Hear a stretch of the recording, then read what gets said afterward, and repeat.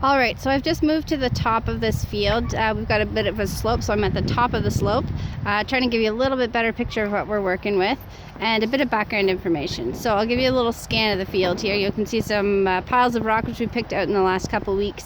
And this area we were intending to put into 2 more field blocks to have in rotation for annual veg production as well as a cover crop rotation.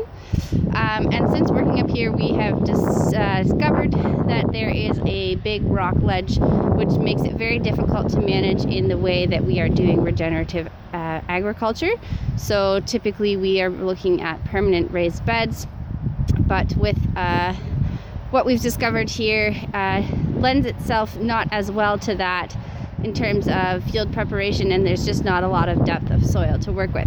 So what's happened, you can kind of see a line here from this pole straight down to the right side of the pole. We have worked it shallow after having this land bulldozed to level it after a bad plow job years ago. The bulldozing was done this year, and then it's since been tilled a couple times in order to get it ready to put it into production. We look at that tillage as a one-time practice.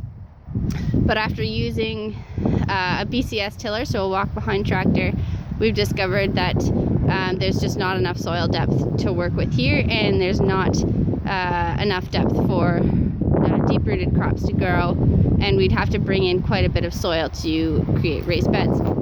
So to the right of this pole, this area has been seeded with ryegrass, which is a fall rye, which is winter hardy, so will die off but will come back in the spring. So you can see we've started to germinate a little bit there. And this morning I am seeding oat cover crop in the other sections to buy us some time. So to the left of this pole where you can see grasses, our enemy twitch grass has started to emerge.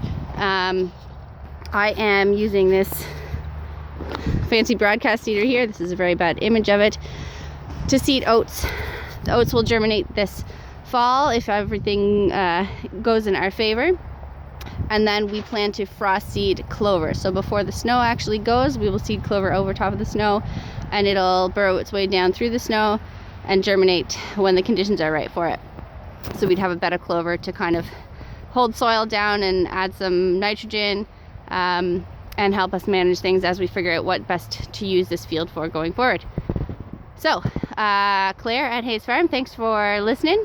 If you have suggestions, certainly get in touch. We'd like to hear them. Thank you.